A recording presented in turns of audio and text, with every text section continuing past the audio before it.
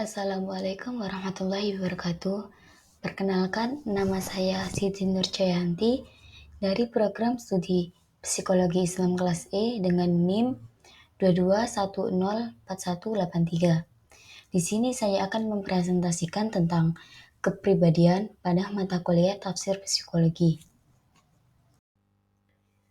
Pengertian kepribadian. Menurut psikologi modern, kepribadian adalah organisasi yang dinamis dari sistem psikofisik individu yang menentukan penyesuaian dirinya terhadap lingkungannya secara unik. Jadi kepribadian menurut psikologi modern, seorang individu yang menentukan penyesuaian dirinya terhadap lingkungan di sekitarnya. Menurut para ahli, Jerminton Hinger mengatakan bahwa kepribadian adalah keseluruhan dari perilaku seseorang dengan sistem kecenderungan tertentu yang berinteraksi atau berhubungan dengan serangkaian situasi. Menurut Roach dan Warren, mendefinisikan kepribadian sebagai organisasi faktor-faktor biologis, psikologis, serta juga sosiologis yang mendasari perilaku individu tersebut. Selanjutnya, penciptaan manusia. Dalam penciptaan manusia, ada orang yang bingung mengenai sejumlah rumusan yang berbeda-beda menyangkut penciptaan manusia di dalam Al-Quran. Ada ayat Al-Quran yang menyatakan bahwa manusia diciptakan dari tanah liat, tembikar, saripati tanah, saripati air yang hina, air yang tertumpah, dan mani yang terpancar. Penciptaan manusia dari tanah surah Al-Imran ayat 59 yang berbunyi, Bismillahirrahmanirrahim. Inna masala Isa 'indallahi kamasali Adam. Khalaqahu min turabin tsumma qala lahu kun fayakun. Yang artinya, sesungguhnya perumpamaan atau penciptaan Isa bagi Allah seperti penciptaan Adam. Dia diciptakan dari tanah, dan kemudian dia berkata kepadanya, jadilah, maka jadilah ia. Tafsir surah Al-Imran ayat 59. Sesungguhnya penciptaan Allah kepada Isa tanpa bapa, perumpamaannya seperti penciptaan Adam tanpa bapa dan tanpa ibu. Ketika Allah menciptakannya dari bumi, kemudian dia berkata kepadanya, jadilah manusia, maka jadilah. Maka adapun pengakuan ketuhanan Isa karena dia diciptakan tanpa bapa merupakan pengakuan yang batil, maka Adam diciptakan tanpa bapa dan tanpa ibu. Dan semua bersepakat bahwa dia adalah seorang hamba dari hamba-hamba Allah. Pergulatan psikologis. Al-Quran mengisyaratkan pergulatan psikologis yang dialami manusia, yaitu antara kecenderungan kepada kesenangan jasmani dan kecenderungan kepada godaan kehidupan duniawi. Oleh karena itu, wajar jika sifat manusia mengandung perjuangan antara yang baik dan yang jahat, antara kebijakan dan yang kehinaan. Untuk mengatasi pergulatan antara sisi material dan spiritual, manusia diperlukan solusi yang baik, yaitu terciptanya keharmonisan antara keduanya. Dan di sini ada juga Al-Quran yang mengisyaratkan bahwa manusia memiliki pilihan positif dan negatif. Terdapat dalam Al-Quran surah At-Tin ayat 5 yang menyebutkan potensi positif manusia. Manusia diciptakan dalam bentuk dan keadaan yang sebaik-baiknya. Dan Quran surah Al-Isra ayat 70.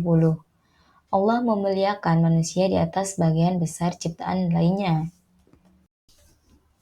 Ayat yang menyebutkan potensi negatif pada orang, di antaranya adalah Quran surah Ibrahim ayat 34, yang artinya orang yang sangat kejam dan mengingkari nikmat. Quran surah Al-Kahfi ayat 54 yang artinya manusia sangat banyak membantah. Dan Quran surah Al-Ma'arij ayat 19 yang artinya orang yang suka mengeluh dan kasihan. Menurut Usman Najanti,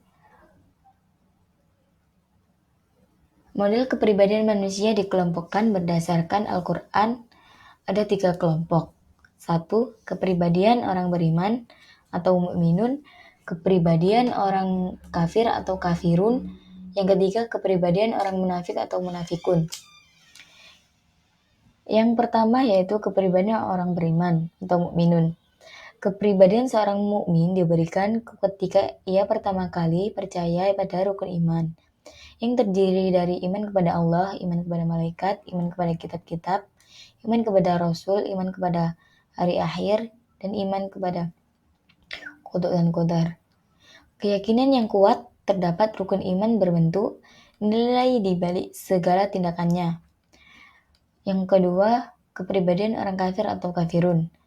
Ciri-ciri orang kafir yang diwahyukan dalam Al-Quran antara lain suka putus asa, tidak menikmati kedamaian dan ketenangan dalam hidupnya, tidak percaya dan rukun iman yang menjadi pedoman akidah Islam, dan mereka tidak mau mendengar dan memikirkan tentang kebenarannya yang diyakini umat Islam.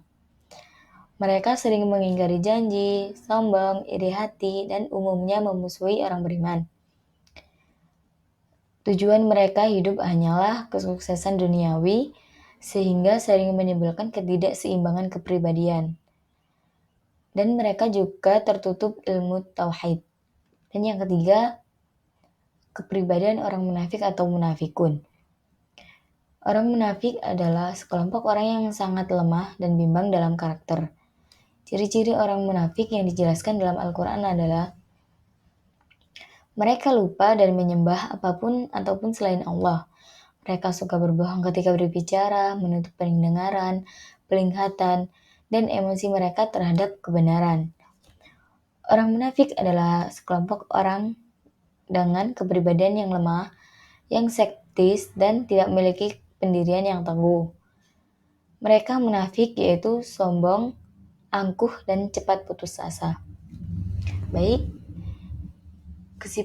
kesimpulan yang dapat saya ambil dalam penjelasan saya tadi yaitu kepribadian adalah suatu perpaduan yang utuh antara sikap, sifat, pola pikir, emosi, serta juga nilai-nilai yang mempengaruhi individu tersebut.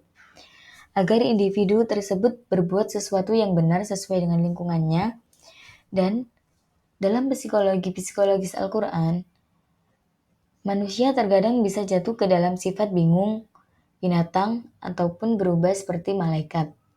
Selain itu, Al-Quran juga menunjukkan bahwa manusia itu memiliki potensi positif dan negatif. Dan pada dasarnya, potensi positif manusia lebih kuat daripada potensi negatif.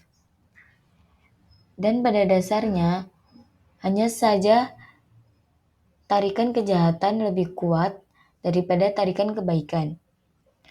Menurut Usman Najati, model kepribadian manusia dikelompokkan menjadi 3, yaitu kepribadian orang beriman, kepribadian orang kafir, kepribadian orang munafik, dan itu kesimpulan yang dapat saya sampaikan. Kurang lebihnya saya mohon maaf apabila ada kesalahan yang kurang berkenan. Saya akhiri. Wassalamualaikum warahmatullahi wabarakatuh.